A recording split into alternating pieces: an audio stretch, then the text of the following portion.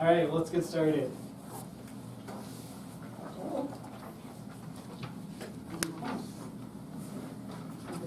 right, welcome. So we're going to talk about insulin resistance and diabetes today. So one of the biggest epidemics, I was way low on my estimates for annual cost. I thought it was like a $9 billion, it's like a $245 billion industry.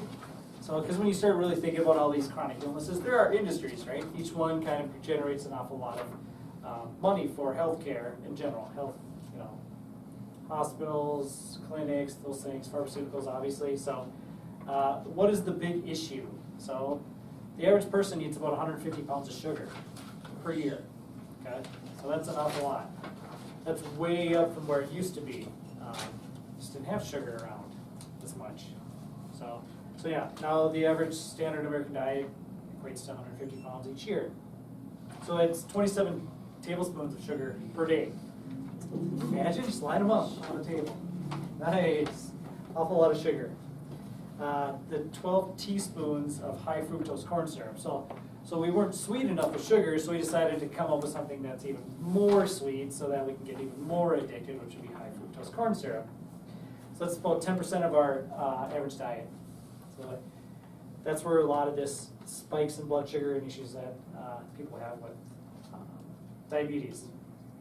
Did you say 12 teaspoons or tablespoons of 12 teaspoons of high fructose corn syrup. And Yeah, 27 tablespoons of sugar. Good. Yeah. So half of our American diet comes from processed food, which usually contains sugar. That's why it's on the shelf, right? So there's a little known fact: mercury contamination has been documented in a high number of snack foods. So mercury's never good, right? So, spills on the floor. What do? You run, right? Get away, get away. It's needed to separate corn starch from the corn kernel. That's the first step in making that high fructose corn syrup. So, chemistry at its best, right? They're just all a bunch of chemistry experiments. All right, so why is blood sugar regulation so important? Anybody guess?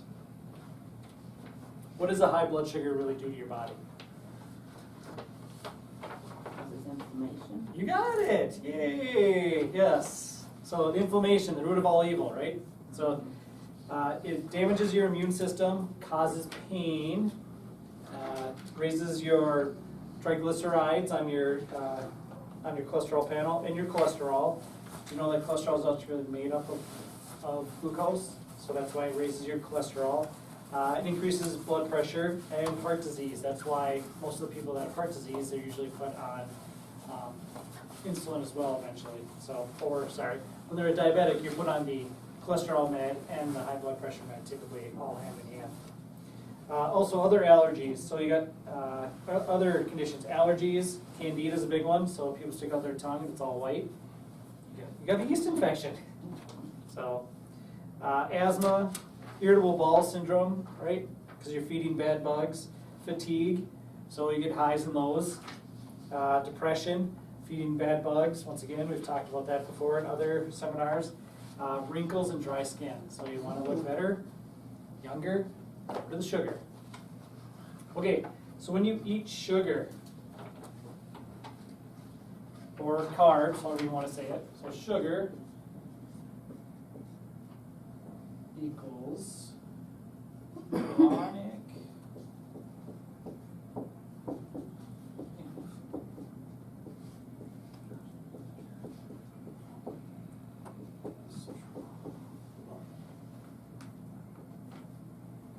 So this will give you all those things. When you have that sugar, creates that chronic inflammation, then you actually start wreaking havoc on your body. So it's trauma from the inside, right? So you get nerve damage, you get pain. So that nerve damage, what does that lead to? That diabetic neuropathy. You get dysfunction, and this is what walks in the door every day here. Okay, so this is where we're really trying to figure out people how to get them better. Isn't always just adjusting. Gosh, that would be so great. So much easier, right? So there's so many other things that are involved. Okay. So over the years, excess glucose inflames and scars the nerves, and all those nerves are irritated by the effects of that sugar over and over again, right? And ultimately damages important muscles that control the functioning of your organs, right? So what controls everything in your body? The nervous system. So if you wreck the nervous system, it makes it really hard for your body to function. So sugar wrecks your nervous system. It's that master controller. So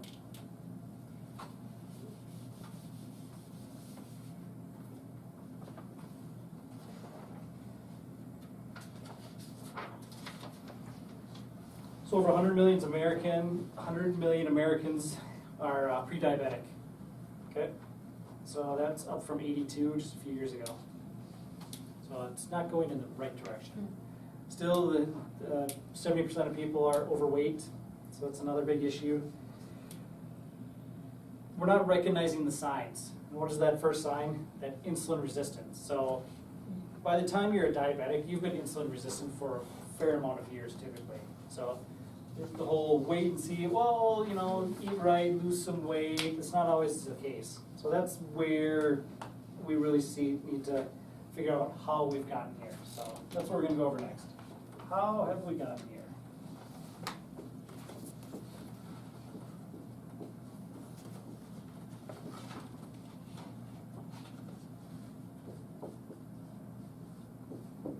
Okay. Number one thing. Probably computers. So what has it done? You got it, sedentary lifestyle, right? So it creates inflammation on its own. When we don't move, glucose floats around, because where does glucose really want to go? Muscles. It's the food, right? It's the food for our body. When it doesn't go to where it is, it's going to float around and raise that blood sugar level and make us insulin resistant. The standard American diet, we've talked about it, high carbs, low protein and fat. So for the past 45 years roughly, based on one study in the 70s, we went from eating fat and protein to eating sugar because some guy said that fat caused heart disease. And all of a sudden, we gave birth to processed foods in the sugar industry, right? So it's now known that that sugar industry is the one that paid that guy to make that study happen. So yes. So it only took 45 years to come out and say it, but so yes. So that's where you start to even look at what you read on a daily basis. If that was the case, we'd be the healthiest nation in the world, right? But we're like 49th out of 70, not even, or 65 industrialized countries, so we're towards the bottom. And we spend the most. So if we spend the most, we should be the healthiest, but we don't. So it's what you pay for. Diet can help manage, obviously, diabetes and insulin resistance, but the patient compliance has been really, really poor. Because I don't think people they don't have a plan. They don't know what to eat, what to avoid. You know, the sugar-free issue, okay? Now let's just put other things. So it's fake sugars in there now, which once again, still spikes your blood sugar. So the unbalanced nutrients, so all the packaged processed foods, right? We're eating less nutrient-dense food, which creates even more issues. Okay, so let's get into insulin resistance. That's really what diabetes is. So what is actually insulin resistance?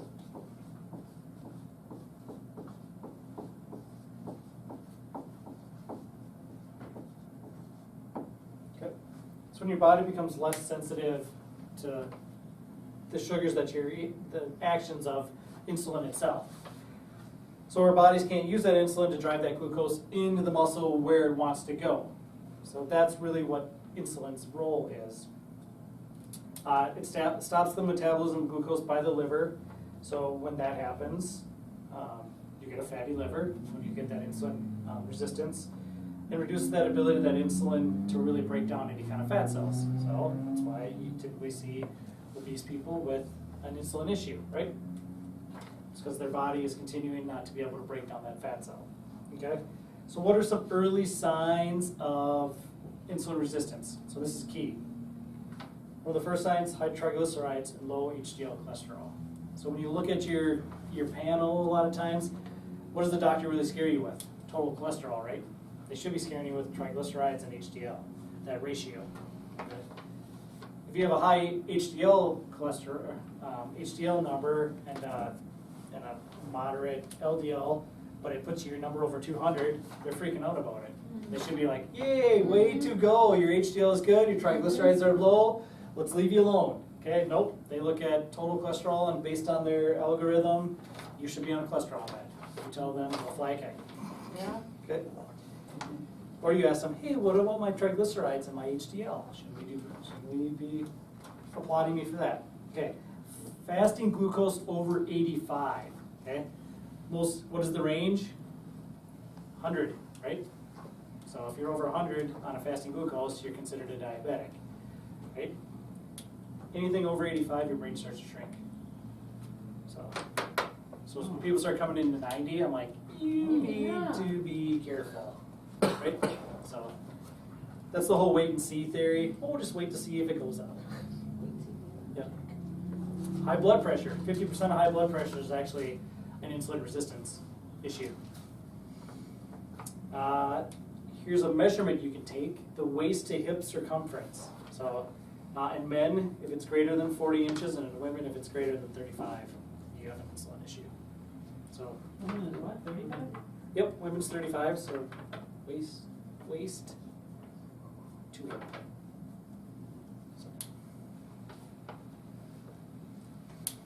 So obviously, if it raises high triglyceride or increases triglycerides and lowers your HDL cholesterol, it has a pretty big implication with heart disease, and that's where really. So now you got diabetes, heart disease. Basically, you got a cash cow there, right? Hmm. So not all people with diabetes will develop. Not all people with heart disease will develop diabetes, but they have the increase of hypertension, stroke, and coronary artery disease because of that. They have that combination. The blood actually becomes more thick. Okay, so do you have the? So that's not good. Increases hardening of the walls of the artery. So that's another cholesterol issue, right? And then causes the liver to produce more of those triglycerides to not allow your body to inhibit that HDL production, so that good cholesterol. So there's where, if we start controlling insulin, you can actually start improving people's heart disease. So one leads to the other. So you can't go to your diabetic doctor and your heart disease, your cardiologist, right? They have to start working together, and it's all one system. But they're all like, okay, go to your cardiologist and get this, and then go to your diabetic doctor and get this. So you get passed all around each time.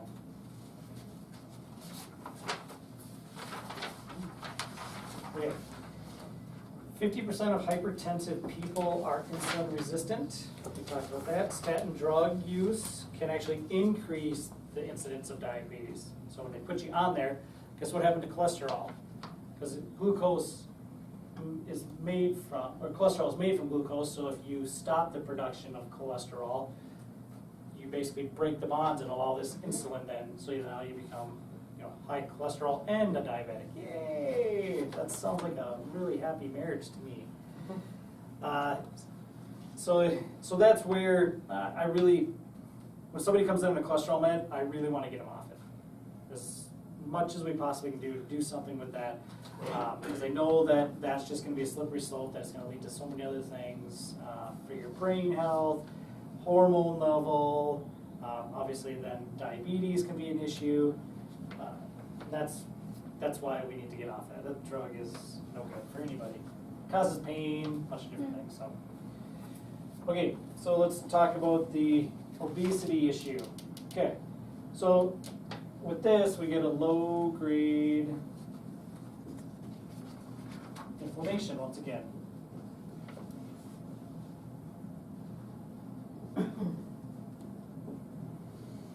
Okay, the more adipose tissue you have, the more inflammation you have. They produce what's called adiponectin. This is a hormone that basically causes you to store fat. It reduces inflammation, so it inhibits the liver's production of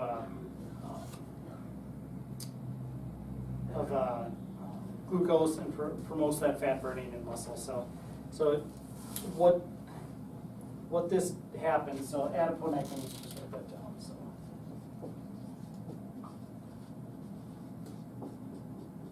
Okay, so let's go over this one. This is pretty important. So with this, insulin will stop this production. Okay, this production, is what's needed to break down that fat. It also reduces that inflammation. So when you have less of this and more insulin, then you have more inflammation and more of that fat production being generated. It also stops muscle production, because if you're not making muscle, you're making fat. So that's another big one. So this is pretty important, and you can actually test for this. So to see how your insulin sensitivity. Did you know that 50% of people who are insulin resistant aren't overweight? That's skinny fat, right? Heard that term? So, oh, you're so fit. Oh, you're not. You're sick inside, right? The ability of insulin to stimulate glucose uptake varies widely from person to person. So that's why being insulin sensitive is so important, and it varies. Everybody needs a little bit of different help with each thing. So, all right, one of my favorite things. So insulin resistance and the brain.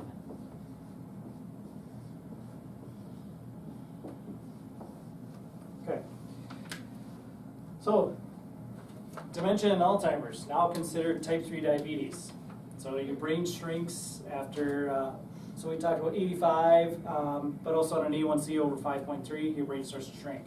So over a long period of time, if your brain is shrinking, that means you start to get Alzheimer's and dementia. And if you're not a diabetic until 6.5.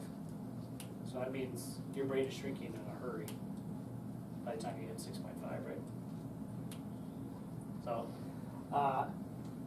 you create inflammation in that brain. There's what's called microglial cells. Those microglial cells are part of your immune system, but if it gets out of control, then that's where the problem comes into. It creates inflammation.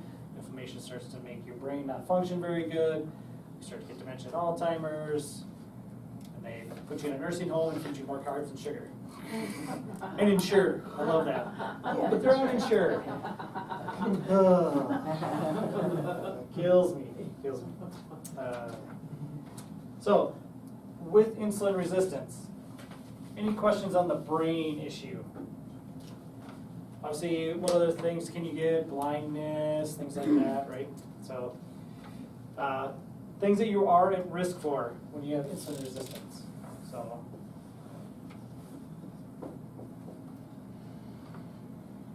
sleep apnea, poor sleeping, or just waking up at night.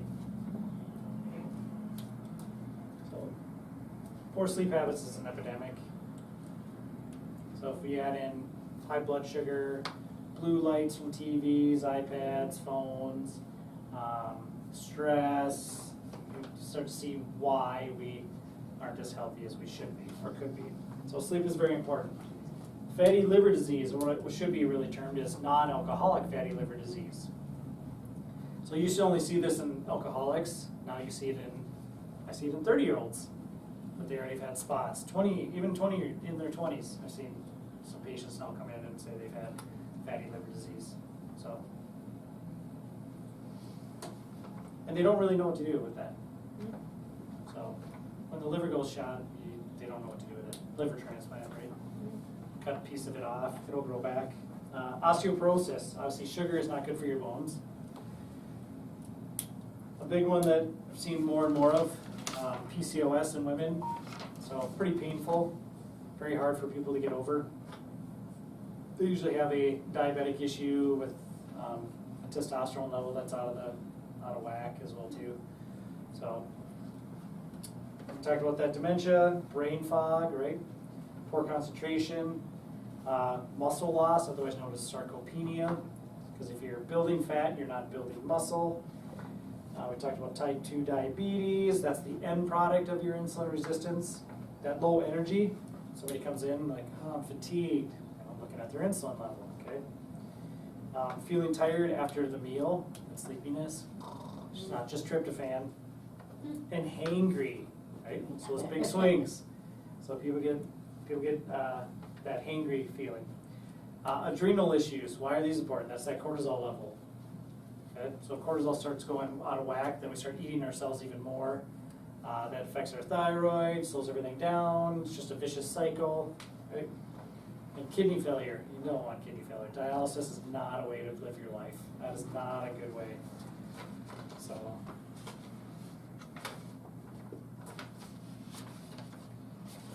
What I got to see, amputation and blindness out of my grandma. Yep. Every time we'd see her, she'd have one part cut off. So started at the ankles, went to the knees, and then took her the rest of her legs. So yeah, she just continued to do the same thing. So, not a pretty ending. So what conventional medicine, what that really looks at is it attacks each problem rather than how the problem was created, right? Well, you got high cholesterol, you got blood sugar, so we'll just put you on this. And this, next thing you know, they know the sweet spot for diabetics is anywhere from 5 to 9 medications.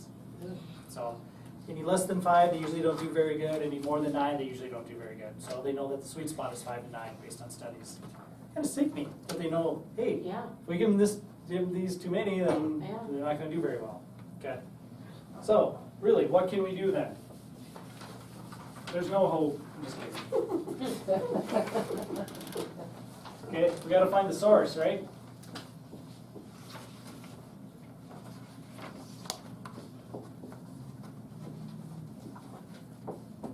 Okay, all starts in the liver. So that's where you can get early detections. That's why when patients come in, if they want to sit down with me, we run a comprehensive metabolic panel, look at their liver enzymes, you also get their glucose level, we have them get an A1C, so it starts putting all the pictures together, you start seeing a pattern. Oh yeah, your liver enzymes are higher than they should be, your glucose is higher, so your liver's producing more than it should, and your A1C is above 5. Okay, so we need to pull that down, otherwise we're going to get blindness, amputation, PCO, whatever. So you're going to have this other issue. So he who names the disease owns it, right? So if they can come up with new things to call things, then they can create new drugs to make more money for it. So really, this is where it starts. They look downstream. So if you're already insulin resistant, what do they give you? If your body really doesn't do well with insulin, they give you insulin, right? So they flood the system with more. That's our rather than figure out why the body should be more sensitive to insulin than it is, let's figure it out. Okay? Let's just give them some more insulin. So I've had diabetic patients basically say, well, my blood sugar is totally controlled. Well, yeah, but you're controlling it artificially. It should be controlled naturally, right? Well, I'm doing fine. Okay? You're not doing fine if you have to take something from the external that your body should be able to do naturally. Okay, we like to use, for liver, we like to use ultra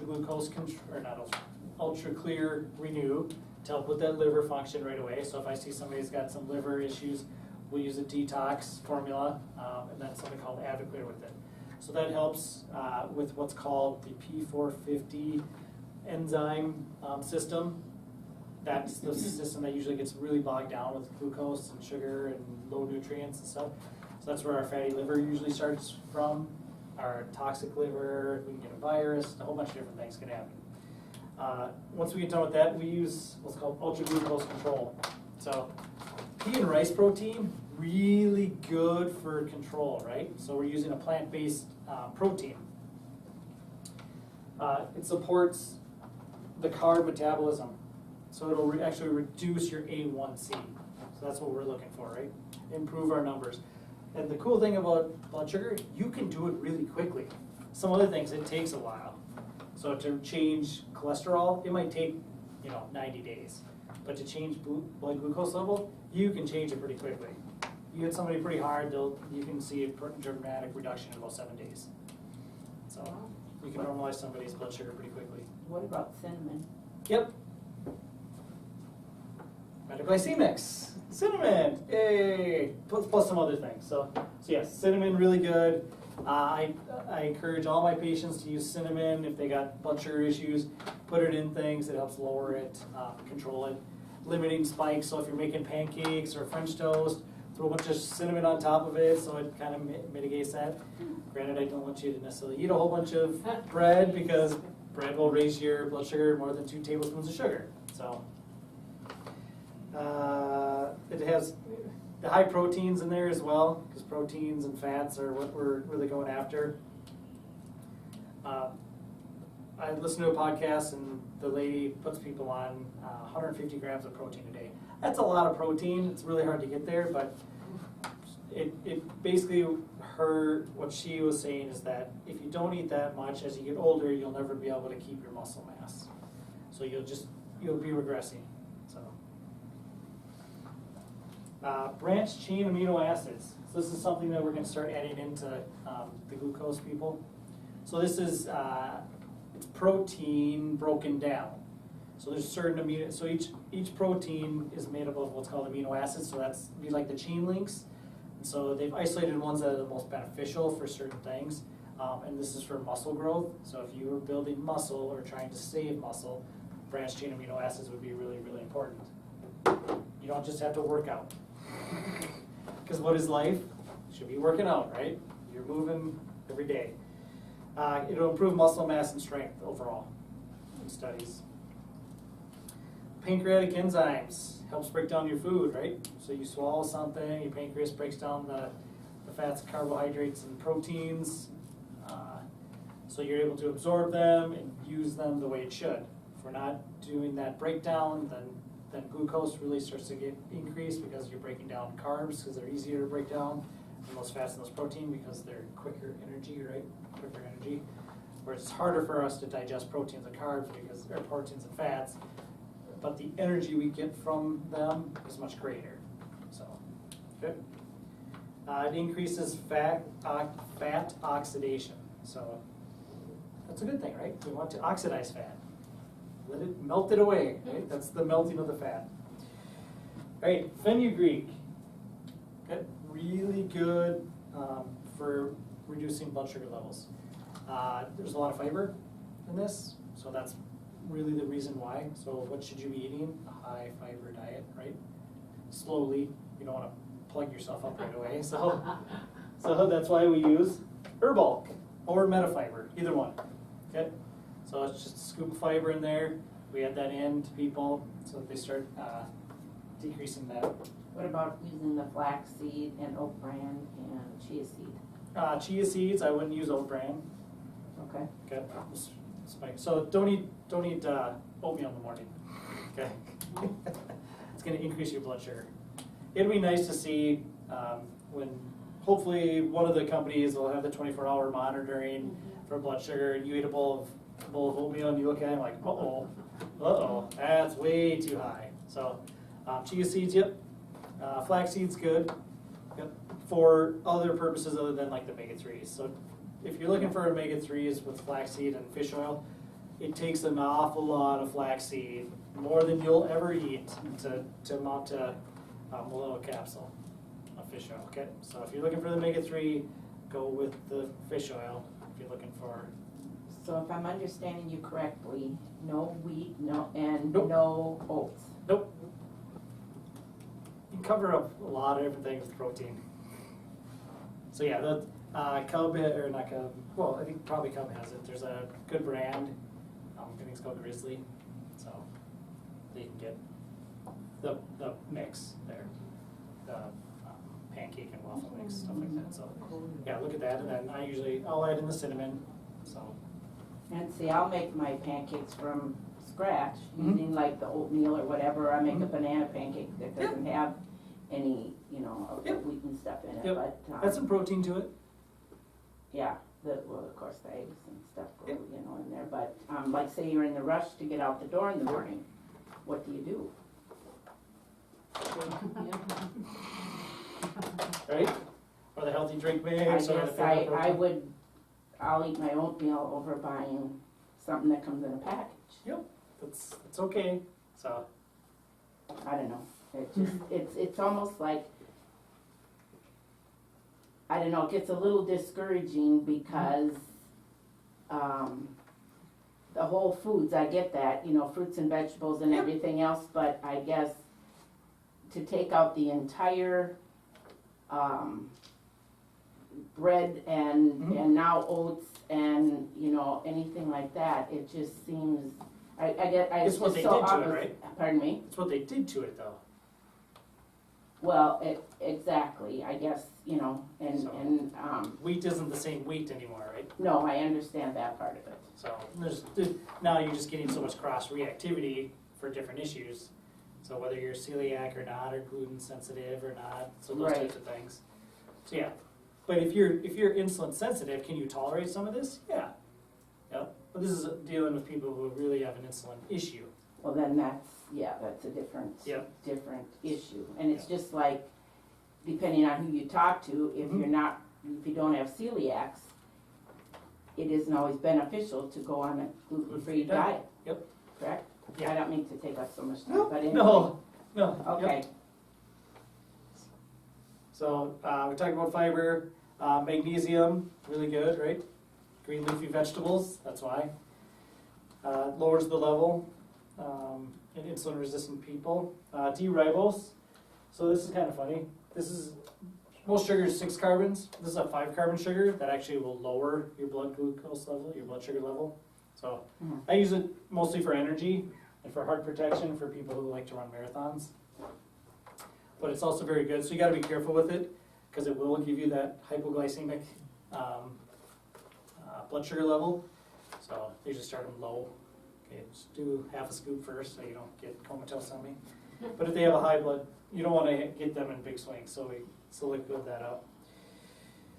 It gives energy to the muscle, which is always good because then that's going to put that glucose into that muscle, right? Because that's really you want to drive it.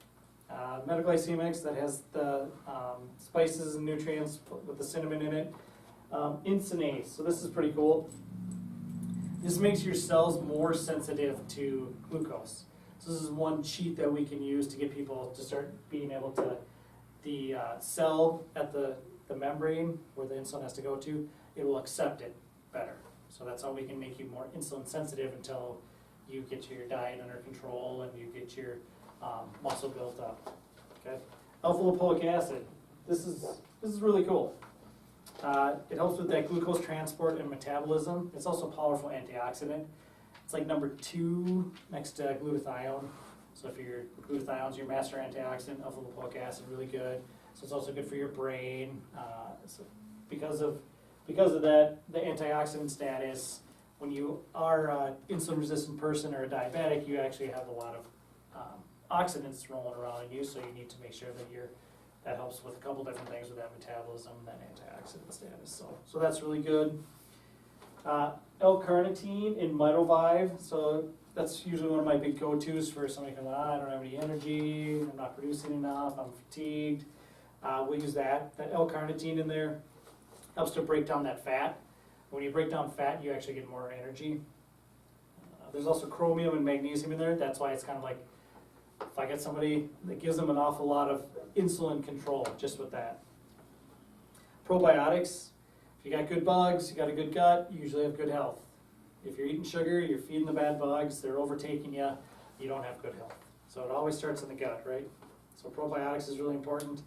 I'm suspecting they're going to find certain bugs that are going to be beneficial for insulin resistance. They just haven't produced it yet or found it yet. There's over 1 trillion of them, so 100 trillion. Strength training. All right, my favorite. Okay, everybody should be moving. Their body weight at first, and then heavier weight as they get progressively stronger. So strength is always key in my mind, because who's going to pull you off the toilet at the end of the day? Hopefully yourself, right? Your own legs. So I want to be the first person and the last person that gets me up off a toilet when I'm old. So when you squat, that insulin level that glucose is gonna go to those leg muscles. It wants to go to the leg muscles first. So that's why large muscle groups, squats, push-ups, rowing exercises, deadlifts, all those big muscle groups, especially as we get older, are super important. The more muscle you can build, the better off you're going to be. The stronger you are, the better off you're going to be. You get better insulin sensitivity. All right, stress reduction.